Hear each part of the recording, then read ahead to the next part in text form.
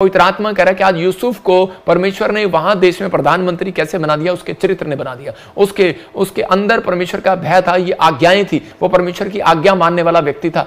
और उसी समय कह रहा है जब उसके भाई उससे मिले, जब उनको पता लगा कि हमारा भाई देश का प्रधानमंत्री बन गया और इजराइल में क्या हुआ, अकाल पड़ गया। याद रखना, जब आशीषित व्यक्ति आपके घर से चला जाएगा, आपके घर में अकाल आ जाएंगे। जब प्रार्थना करने वाला व्यक्ति आपके घर से चला जाएगा, अकाल आ जाएंगे। याद रखना, कहता है कि ये व्यक्ति कह रहा है कि जो परमेश्वर के चाल चलन पर चलने वाला था यूसुफ, जब इजराइल से गया तो इजराइल में अकाल आ गया। और उसी समय जब वो 7 साल का अकाल पड़ा तो उसी समय पूरी दुनिया में, और उसके बाद कहता है कि वो अकाल के दिनों में मिस्र से लोगों ने खाया, क्योंकि वो आशीषित व्यक्ति वहां था, प्रार्थना करने वाला योद्धा वहां था। अगर आज आप कहता है अपनी लाइफ में कहता है कि परमेश्वर से कुछ चाहते हैं, तो अपने अंदर सबसे पहले ये 4 पॉइंट्स अपने अंदर याद रखना है कि बाइबल को अध्ययन करना है, कहता दूसरों को माफ करना है, पश्चाताप करना है, ये गलती दोबारा नहीं करूंगा, और देना है, सीखना है। मतलब कि देना सीखना है, देना सीखो। कुछ भी करो, परमेश्वर के सामने नम्र हो जाओ, दीन हो जाओ और परमेश्वर को कहो। तो पवित्र आत्मा अपने लोगों को बताना चाहता है। मत्ती के 6 चैप्टर में भी एक जगह पर लिखा, 6 अध्याय में, कि कह रहा कि अगर जो भी कोई भेंट के बारे में लिखा,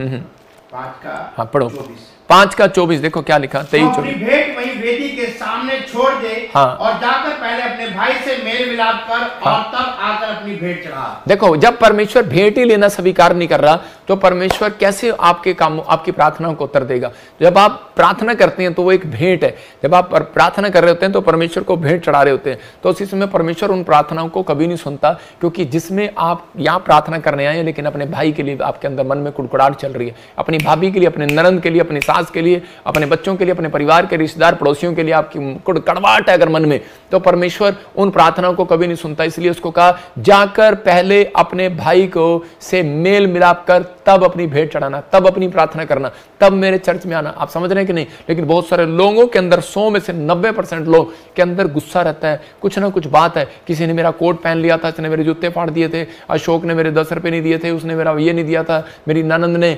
मेरे साथ बुरा किया, मेरी जमीन ले लिया, मेरे पति को साथ धोखा किया। और आज हो सकता है आपके घर में कोई ना कोई, आपके दिमाग में कोई ना कोई बात चल रही हो, और इसी समय आप किसी ना किसी व्यक्ति से नाराज हो। क्या आप अपने दिमाग पर हाथ रख के पूछ सकते हैं, हेलो दिमाग, मुझे बताएं मैं किससे नाराज हूं? आपको पता लगेगा आप किससे नाराज हैं। आप पूछो उससे, दिमाग मैं किससे नाराज हूं? हो सकता है पति पत्नी से नाराज हो, रात को लेट आता है। आप किससे नाराज हैं? पति शराब पीकर आता है। आप किससे नाराज हैं? ये यहां पर मैं बता रहा हूं, कैन और हाबिल के बारे में दिखाएंगे। और कैन और हाबिल कहता है ये परमेश्वर के आदम के जो 2 लड़के थे, कैन और हाबिल, और ये परमेश्वर के पास जो है प्रार्थना करने के लिए गए। और जैसे ये भेंट लेकर गए तो यहां पर आप राइट साइड में देख रहे हैं, हाबिल की भेंट को उठा लिया और कैन की भेंट वहीं रही, और उसने हाथ में पत्थर उठा लिया। उसने कहा, कहता है कि मेरे भाई की भेंट ले ली लेकिन इसकी भेंट नहीं ली, क्योंकि परमेश्वर ने उसको कहा, कह रहा जा पहले अपने भाई से मेल कर ले। लेकिन उसके मन में अंदर से अच्छा हृदय नहीं था, जलन रखता था। मतलब कुछ ना कुछ बात के लिए वो अंदर से अंदर छड़ा रहता था। मतलब परमेश्वर का आत्मा ऐसे लोगों के जीवन में काम नहीं करता। और उसने अपने भाई को मार दिया और हत्या कर दी, और एक पाप और उसने कर दिया। और उसके बाद कैन सारी जिंदगी भटकता फिरा, 100 गज का प्लाट नहीं जोड़ पाया अपनी जिंदगी के अंदर। हो सकता है आज बहुत सारे लोग प्रार्थना करते हो, यीशु मसीह को जानते हो, बड़ा बड़ा लॉकेट डाल रखा हो अपने गले में, लेकिन आपके घर में बैठने की खाट भी ना हो। मैं कहूंगा ऐसे लोगों के लिए बेशर्मी की बात है ये। आप 100 गज का प्लाट भी ना जोड़ पाए हो अगर प्रभु में आने के बाद, मैं कहूंगा परमेश्वर ऐसा नहीं है। इसका मतलब आप कहता है कि यहां पर गलत चल रहे हैं। अगर आप विश्वास करें तो पवित्र आत्मा से कहें कि परमेश्वर, मैंने आज तक किसी के लिए, अपने ताऊ चाचो भाई बहनों के लिए अगर मैंने कहीं भी अभी जगह खोल रखी है तो इसी समय उसको बंद करता हूं। मैं हो सकता है कह रहा कि आपने कहीं जगह खोल रखी है। मैं आपको बता रहा हूं कि मेरे परिवार में मेरे डैडी और 6 भाई, और इसी समय आधी दर्जन भाई और 2 बहनें, 8। और इसी समय मैं देखता था कि मेरा डैडी कभी मेरे छोटे भाई की मदद, अपने भाई की मदद करता था, कभी बड़े की करता था, कभी उसकी। उसने हमारी तरफ कभी ध्यान नहीं दिया, और मैं बड़ा गुस्से में रहता था। और मैं कहता था, और मेरी माँ को सुनाता रहता था, और जब भी वो बात करती थी तो पिटाई भी कर देता था। लेकिन उसके बाद कहता है कि हमने देखा, लेकिन हमारे हृदय के अंदर, हमारे ताऊ चाचों के लिए, बुआओं के लिए, हर एक के लिए हमारे अंदर से एक नफरत भर गई। देखिए यही शायद सिखाते हैं, मेरी दादी सिखाती है, और ये मेरी माँ को मारता है। और हम छोटे छोटे 8वीं क्लास में जब मैं पढ़ता था तो इसी समय मेरे अंदर एक नफरत भर गई, और मैं प्रभु को नहीं जानता था बचपन में। और इसी समय जब बड़ा भी हुआ, प्रभु में भी आ गया, तो मैं उस समय में भी मैं अपने ताऊ चाचों को सुसमाचार सुनाने नहीं गया। मैंने कहा छोड़ना, क्या करना इनको, इन्हें मानते तो है नहीं, सुनते तो है नहीं। आज बहुत सारे लोग यही करते हैं, छोड़ना, इसने नहीं सुनना, इसने नहीं मानना। लेकिन उस समय मैं बहुत प्रार्थनाएं करता था, बहुत प्रार्थनाएं करता था, लेकिन मैं पास्टर तो था, 3 साल तक मेरे ऊपर कोई अभिषेक नहीं था, कोई भी भविष्यवाणी नहीं थी, कोई भी आश्चर्यक्रम मेरी लाइफ में नहीं था, कोई अभिषेक मेरे जीवन में नहीं था। लेकिन एक दिन जब मैं प्रार्थना करके रो रहा था परमेश्वर के सामने, परमेश्वर मुझे बता मेरे अंदर कमी का है, तो उसी समय परमेश्वर ने मुझे कहा, बेटे, कह रहा तेरे अंदर आज भी एक नफरत का बीज है, आज भी तेरे अंदर कहता है कि क्षमा का दान नहीं है, आज भी तेरे अंदर कहता है अपराध, कहता है तूने खुद तो क्षमा करा ली लेकिन दूसरों की क्षमा नहीं कर सकता। कहता तेरे चाचे ने तेरी स्कॉर्पियो गाड़ी रख ली, कहता कि इसलिए तू नफरत करता है। तेरे मामे ने तुझे अच्छा कहता कि तुझे कोट नहीं दिया, कहता है तेरी शादी में भात नहीं दिया, कहता है कि इसलिए तू नफरत करता है। मुझे एक एक चीज बताया कि तेरी दादी ने, कहता है कि तेरी दादी ने, कहता है कि लेकिन तू ये नहीं किया इसलिए तूने उसको माफ नहीं किया। तेरी दादी चुगली लगाती है तेरी माँ की, इसलिए तूने माफ नहीं किया। कह रहे कि और तेरा ताऊ जो है, कहता मतलब तेरे चाचे जो है, मतलब कि वो उनके, और बुआ जो है तेरे डैडी से पैसे ले लेते थे, तुम्हें पैसे नहीं मिलते, तूने माफ नहीं किया।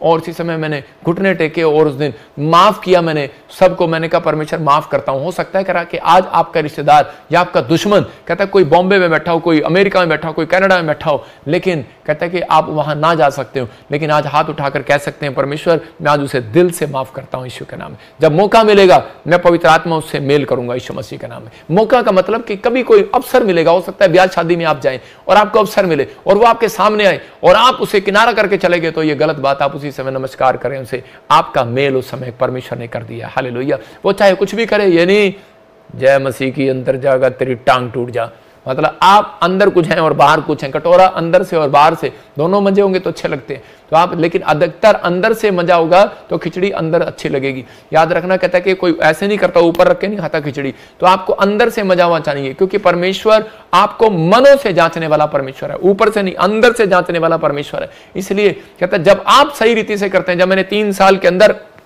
ये चीजें सीखी मैंने, और उसके बाद परमेश्वर मेरे ऊपर वरदान बढ़ाता रहा, बढ़ता गया। मैं कह रहा हूं कि आज भी बहुत सारे लोग कहते हैं मेरे खिलाफ बोलते हैं, आज भी बहुत सारे लोग दबा लगे रहते हैं कहीं भी, और लेकिन मैं कभी भी किसी के खिलाफ नहीं बोलता। मैं कहा परमेश्वर तेरा धन्यवाद। लेकिन हाँ, जब मुझे गुस्सा आता है तो सिर्फ वचन के लिए आता है, और उसी समय अगर कोई वचन के खिलाफ कोई बहस कर रहा है तो उसको मैं जरूर एक बार बोलता हूं, मैंने कहा शांत हो जा, परमेश्वर का क्रोध तेरे ऊपर आने वाला है। तो पवित्र आत्मा अपने लोगों को प्यार करता है, लेकिन बहुत सारे लोग हो सकता है कहता है कि चाहते हो कि आज परमेश्वर मेरे जीवन में काम करो। मैं एक स्टोरी बता रहा हूं कि एक पति पत्नी आपस में लड़ रहे थे, देखो स्क्रीन पर आपस में खूब लड़ रहे हैं। यह हमारा कालू है जो मतलब लाइव चलाता है, और ये अपनी पत्नी के साथ लड़ रहा है और उसकी पत्नी इसके साथ लड़ रही है, दोनों में झगड़ा है काफी।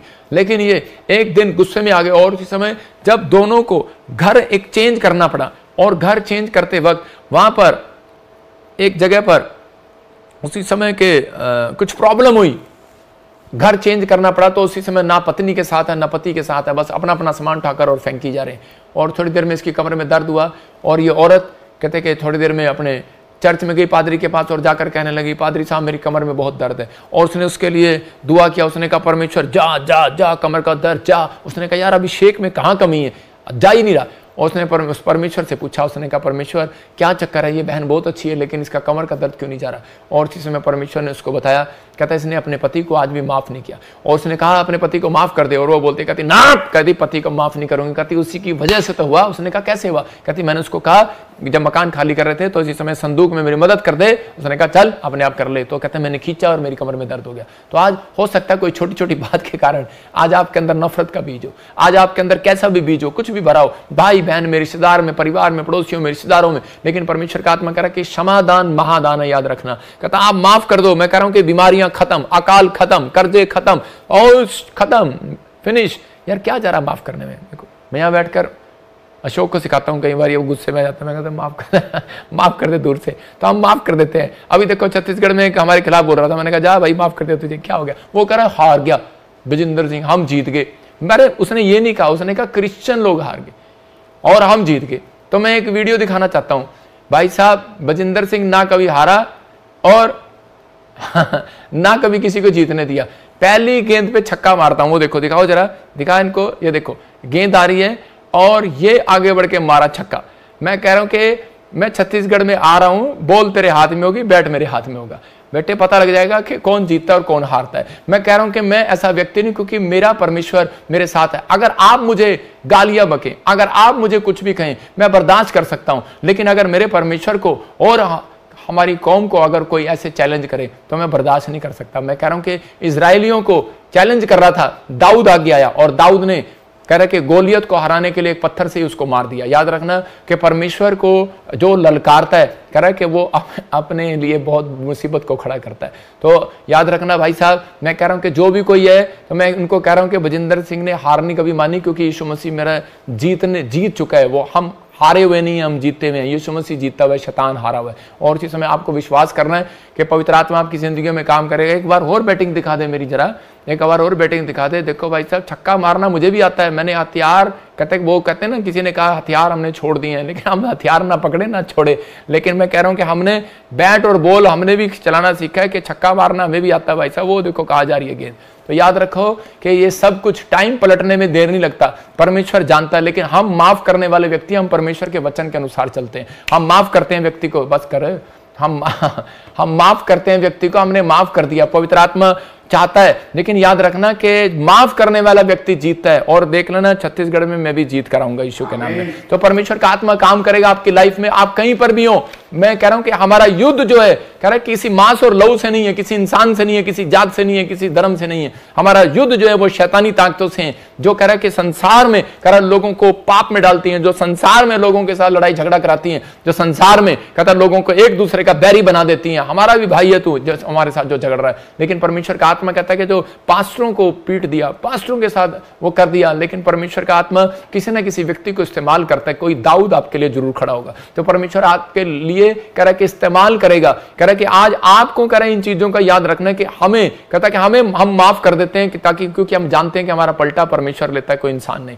तो पवित्र आत्मा जानता है परमेश्वर ने क्या करना है क्या नहीं करना, उसका टाइम फिक्स है। लेकिन आपको इन चीजों का ध्यान रखना। कह रहा है कि अगर जैसे फल पेड़ के अंदर से निकलता है, उसी तरह जब दूसरों को माफ करते हैं तो हमारी आशीषें हमारे अंदर से निकलती हैं। याद रखना कि इसलिए हमें मालूम है कि हमें परमेश्वर से कौन सा फल किस महीने में लेना है, कौन सा फल कहां लेना है, कौन सी नौकरी लेनी है, कौन सी आशीष लेनी है। तो आपको पेड़ को मालूम है, कह रहा है पेड़ के अंदर से फल निकलता है। तो हमें भी मालूम है कि हमारे अंदर से आशीष कब निकलेगी, जब हम एक दूसरे को माफ करते हैं। तो इसी समय मैं कह रहा हूं कि हर दुश्मनी को माफ को, शत्रु को क्षमा कर दो। जो भी कोई है आपके जीवन में, कोई बीच में ऐसा व्यक्ति है, तो उसे क्षमा कर दो। मैं कह रहा हूं जो घमंड करते हैं कि नहीं, कहता कि मैं मीटिंग नहीं होने दूंगा, मैं बड़े काम नहीं, मैं ये नहीं करने दूंगा, मैं वो नहीं करने दूंगा। कैलेंडर संसार में ना जा, जितने भी कैलेंडर हैं वो उनके 365 दिन होते हैं। एक रोज तारीख पर तारीख कैलेंडर सबकी तारीख बदलता है, तारीख पर तारीख। लेकिन कह रहा है कि 365 दिन के बाद वो कैलेंडर कचरा बन जाता है। एक दिन इंसान भी कचरा बन जाएगा। इसलिए आप अपने आप के अंदर घमंड ना करें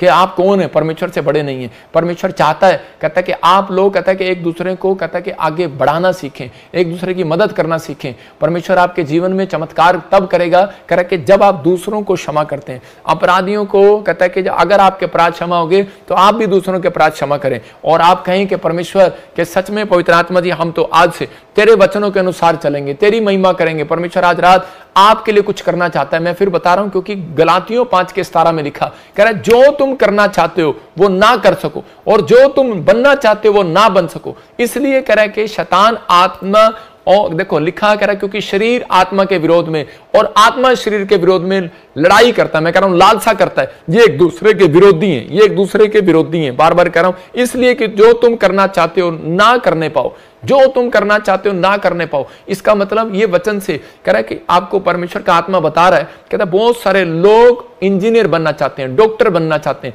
बहुत सारे लोग पास्टर बनना चाहते हैं, प्रॉफिट बनना चाहते हैं, लेकिन एक थोड़ी सी नफरत आपको वहां नहीं जाने देती। गांगुली सिर्फ एक गुस्से के कारण उसने पूरी वर्ल्ड कप का टीम का मेंबर बनना, कप कैप्टन बनना छोड़ दिया, गुस्से में बैट छोड़कर चला गया। मैं क्या कह रहा हूं, उसने छोड़ दिया। हो सकता है बड़े बड़े लोग जो हैं कहते हैं कि आज राजनेता छोड़ के चले गए, जा मैंने ये तेरी पार्टी छोड़ दी। मैं कह रहा हूं कि हो सकता है वो बड़ा पद पर जाने वाला हो। वो गुस्से में कई लोग बैंक मैनेजर की नौकरी छोड़ दिया। मेरा डैडी खुद एक गवर्नमेंट जॉब की नौकरी छोड़कर आ गया था अपने टाइम में। मैं कह रहा हूं कि आज कहता है कि हो सकता है, कहता है कि आपके अंदर भी ऐसी की बात भरी हो, लेकिन ये एक शैतान की ओर से है। कहता है क्योंकि आपके शरीर कहता है और आत्मा कहता है एक दूसरे के विरोधी हैं। और ये शरीर कहता है कि मुझे सोना है, और लेकिन आत्मा कहती है कि मुझे प्रार्थना करना है। इसलिए कहता है कि उसी समय वो आप जानती है कि अगर आपकी आत्मा तैयार होगी किसी बात के लिए तो आप जीत जाएंगे। अगर आज आपकी आत्मा तैयार होगी कि जो पादरी साहब मुझे वचन सिखा रहे हैं, जो प्रॉफिट ने मुझे वचन सिखाया आज कि मैं परमेश्वर दूसरों को माफ करने वाला बनूंगा, मैं आज से पवित्र आत्मा जी देने वाला बनूंगा, मैं आज से परमेश्वर पश्चाताप करने वाला कि ये गलती दोबारा नहीं करूंगा, परमेश्वर मैं ऐसा व्यक्ति बनूंगा, तो पवित्र आत्मा आज रात कहता है कि आपको जो बनाना चाहता है वो बनाएगा, जो आप बनना चाहते हैं वो बनाएगा। जितने आमीन बोल रहे हैं वो बनेंगे आज रात यीशु मसीह का नाम। सबको जय मसीह की। मैं जतिन बब्बर और आप देख रहे हैं मसीह परिवार चैनल। जैसे कि आप सब जानते हैं कि मैं इस चैनल पे प्रभु के अलग अलग दासों की वीडियोस डालता हूं, तो अगर आपको हमारा चैनल अच्छा लगता है तो आप इस चैनल को ज़्यादा से ज़्यादा सब्सक्राइब जरूर करें ताकि आप प्रभु के वचन को सुन सके। वीडियोस को ज़्यादा से ज़्यादा शेयर करें ताकि जिन लोगों तक वचन नहीं पहुंचा उन तक भी वचन पहुंच सके। सबको जय मसीह की। एक बार मैं आपसे दोबारा कहूँगा कि इस चैनल को सब्सक्राइब जरूर करें और वीडियोस को ज़्यादा से ज़्यादा शेयर करें। जय मसीह की।